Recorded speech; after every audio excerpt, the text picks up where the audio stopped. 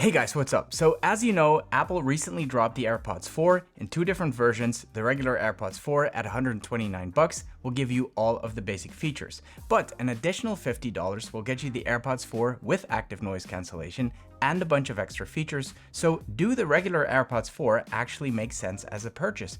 And if you're already willing to spend $179 on a pair of the AirPods 4 with ANC, at what point would it make sense to shell out another $70 to upgrade to Apple's flagship buds, the AirPods Pro 2? Let's ramble. Hold up, things go wild when I pull up. They all on me like it once. Alright, so first let's talk about these basic AirPods Pro 4, because these are actually a new kind of entry-level category. The way I see it, the AirPods 4 with ANC are the actual successors to the AirPods 3. They're at a very similar price point, and they both have at least one form of wireless charging on the case. The regular AirPods 4 are basically a stripped-down version with no wireless charging, but they also come at a much friendlier price. Now, let's be honest, there's no such thing as cheap AirPods. Compared to other brands in the market, even these new entry-level buds come at a premium price. But in the land of Apple, they are currently your cheapest option. And it's not like they don't pack any cool features at all. I mean, these entry-level buds actually come with the H2 chip, giving it features like voice isolation and personalized volume. And mind you, Apple's new AirPods Max that will set you back an eye-watering $549 still have only the old H1 chip on board. So that is definitely something to appreciate about these new entry-level AirPods 4. With that said, compared to the marginally more expensive AirPods 4 ANC version, there is a lot missing on these basic buds. Most notably, of course, the active noise cancellation, and that is a big one for me personally. I'm so used to having ANC on my AirPods Pro 2 and the AirPods Max that it's difficult for me to go back to no ANC at all, especially in places like the gym or on flights, which is where I use these things the most. And don't tell Patty I said this, but the ANC is also a perfect way to turn down the volume on your 2-year-old twins from time to time. Anyway, no ANC is definitely the major omission on the regular AirPods, but there is more because since there's no ANC, there's also no transparency mode, and I'm a huge fan of that feature as well. I like using it when I'm walking down a busy street, so I'm a bit more aware of my surroundings, especially these days, and I also use it a lot on flights, for example, to be able to listen to the flight attendant without having to remove my buds or take my headphones off. Just a quick tap or squeeze to hear what's going on has been super convenient for me.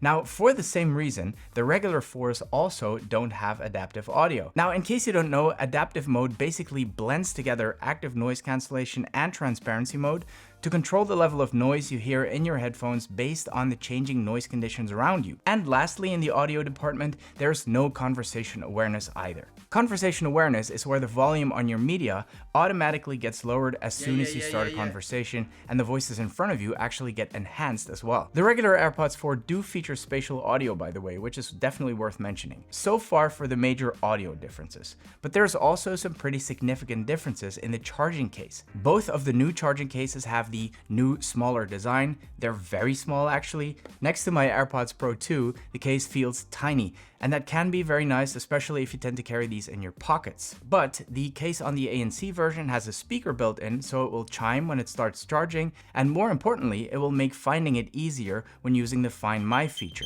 The case on the ANC version also supports wireless charging, both on Apple Watch chargers and Qi chargers, whereas the regular version only charges via USB-C. A little side note, the pairing button on the back is completely gone on both. So now, if you want to put the AirPods 4 in pairing mode, you can double tap the indicator mode on the front and it will put it in pairing mode, as you can see. Now, I've been known to toss my AirPods around a bit. I throw them into my gym bag alongside my keys. I drop them all the time. In other words, I don't baby my AirPods. So I usually throw a case on them as soon as I get them, and I feel that would be especially beneficial for these tiny AirPod 4 cases. Today's sponsor, ESR, makes the perfect cases for someone like me, the ESR Cyber Flick Lock case and the ESR Orbit Hybrid case.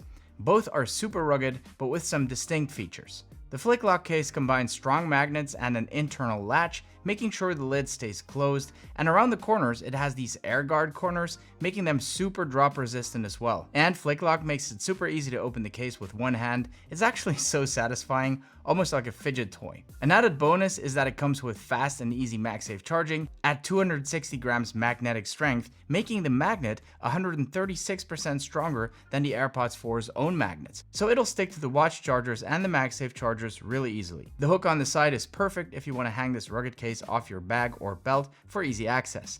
The Orbit Hybrid case offers the same charging benefits, but unlike the Flick Lock case, this one keeps its lid firmly shut by means of powerful 1100 gram magnets. The hybrid structure combines an ultra hard shell and a shock absorbing core to keep your AirPods safe from drops. The hybrid case includes an easy carry strap for wearing around your wrist or attaching it to a bag. If you want to check these out for yourself, there will be links in the description below. Most other features on the two versions are the same. They feature the same microphones, the same controls on the stems, and pretty much the same battery life, with the caveat of course that the battery life will be a bit less when using ANC on these. So to sum up, the additional $50 will give you active noise cancelling, adaptive audio, transparency mode, conversation awareness, it gives you a speaker on the case, and 2 types of wireless charging.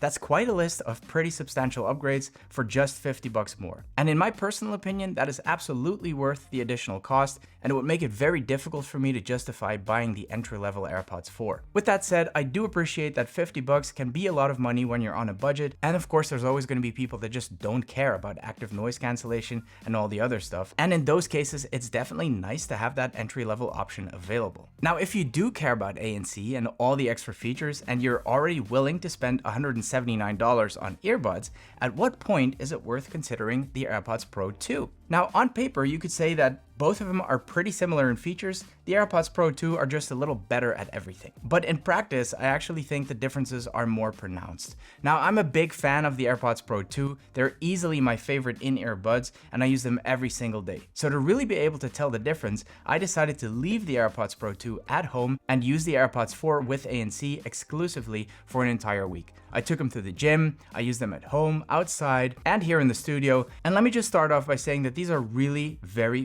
good earbuds, especially the price quality ratio is excellent. The case is nice and small, wireless charging works great, they pair and switch perfectly as you're used to from Apple AirPods, and all the features work as advertised. But there are some meaningful differences between these two. Most obviously, there is of course the design. Now this is going to be a deciding factor for a lot of people, including myself, because the AirPods 4 have this universal one-size-fits-all design without the rubber tips, and the AirPods Pro on the other hand come with different sized rubber tips, so they're customizable to a certain extent to give you a more precise fit. Now I know plenty of people swear by the universal design and they hate the rubber tips on the AirPods Pro. I'm the opposite. I actually like the rubber tips because they really lock into my ear and form a really tight seal, and that is a big one for me, especially at the gym where I've had the AirPods 4 fall out of my ear more than once. That just doesn't happen when I'm wearing my AirPods Pro 2s. Another feature I took for granted on the AirPods Pro 2 is the ability to swipe up and down on the stem to adjust the volume.